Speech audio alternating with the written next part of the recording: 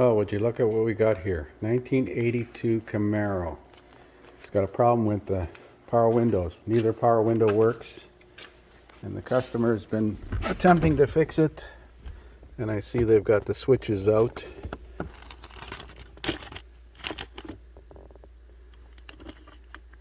As far as I know, they both stopped working at the same time. The passenger window is rolled down, so at the very least we want to try to get it closed.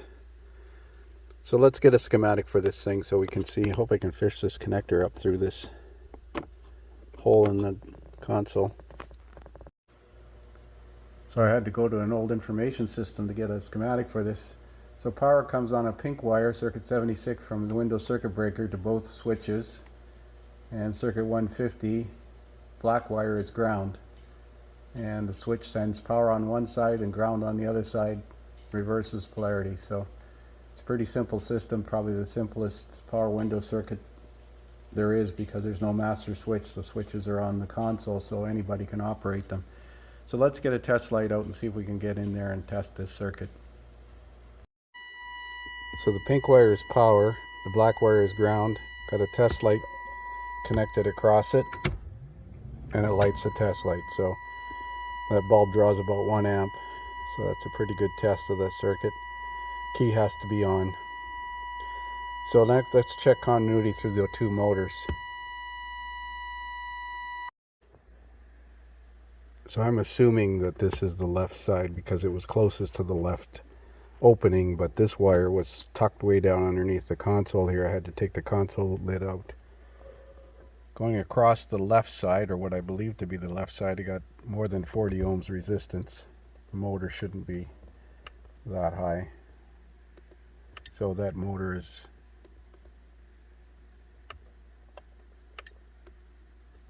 $430 ohms. Let's check the other side. Well, let's take it off of 40,000 now. 1.35 ohms sounds reasonable. I tried jumpering these two pins and these two pins. That should have sent power and ground to the motor on the left side, but nothing happened. I'm going to try it with the right side now.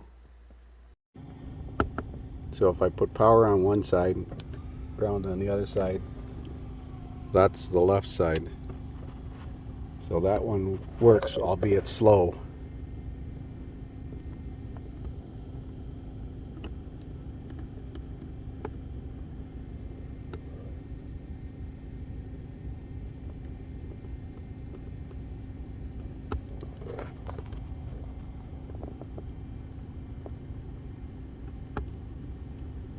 Hard to do this with one hand.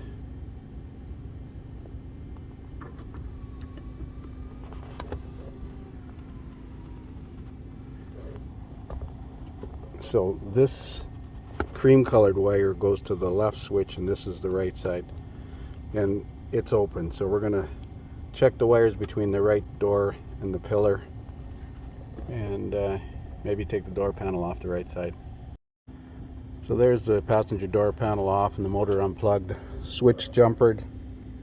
This blue switch goes to the right side, not the left side.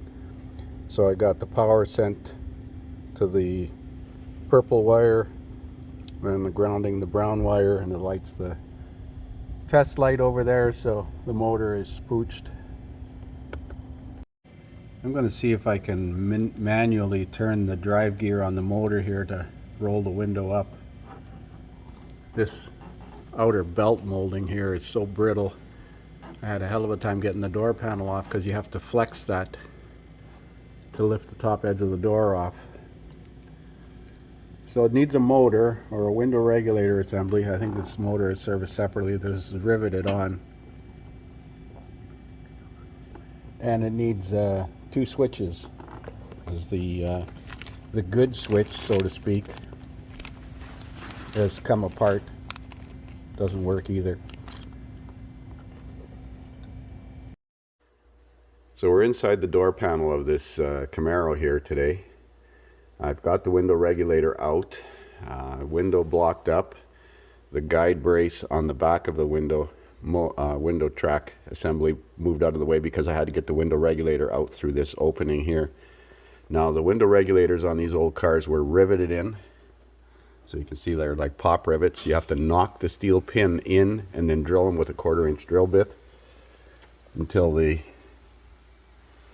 rivet head falls off. And hopefully I've got some heavy-duty rivets for this. I got a heavy-duty rivet gun. So we're going to change the window motor. So that's the part number for the right window motor. The left one's different. I managed to get that overnight. Now the window motor is riveted on here as well, and this has an assist spring, so you have to capture this in the vise so that when you take the window motor off, it doesn't act like a pair of scissors and cut your hand off.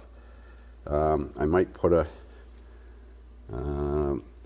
pair of vise grips on this somehow, or I'll put a C-clamp over top of this just to be safe.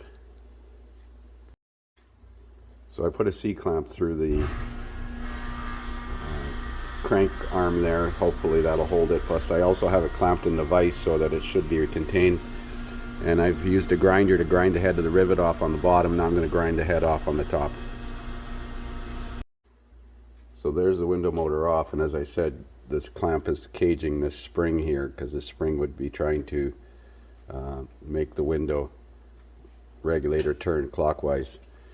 The new window regulator comes with bolts and nuts, so we're going to try to put those in instead of rivets because it would be a little bit more convenient. So there's the window regulator installed on the window track or window actuator with the provided screws. I put Loctite on the nuts just as an added security. Now we should be able to take this clamp off, take it out of the vise. I'm going to connect it to the vehicle and see that it works. I have to jump the switch because I don't have a switch.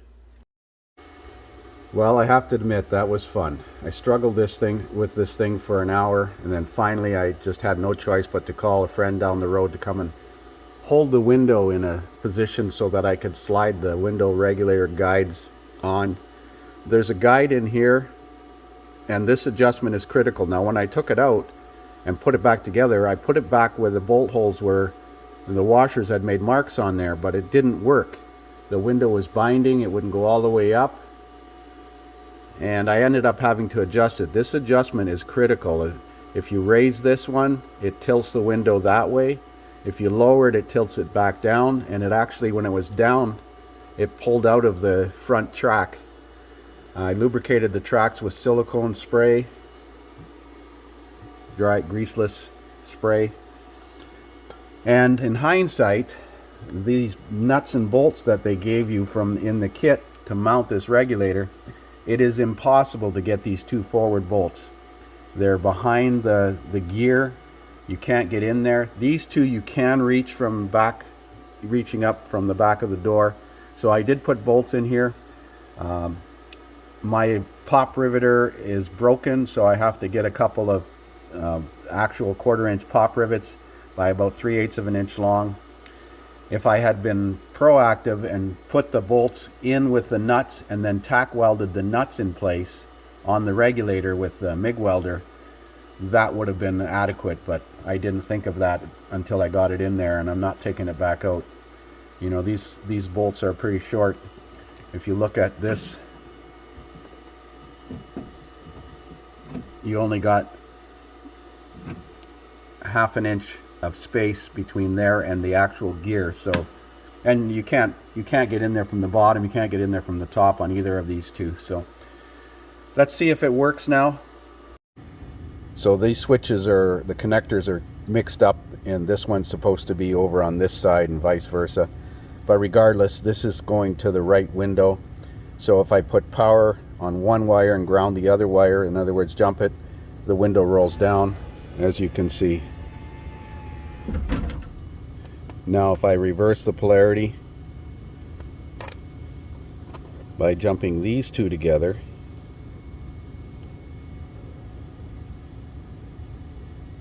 hang on, let me get set up here. So I've got these two jumped together, the black and brown, and now I'm joining the pink and I don't know what color the other wire is. And as you can see, the window rolls up. So I'm going to get the window closed so that I can close the door and park this car outside.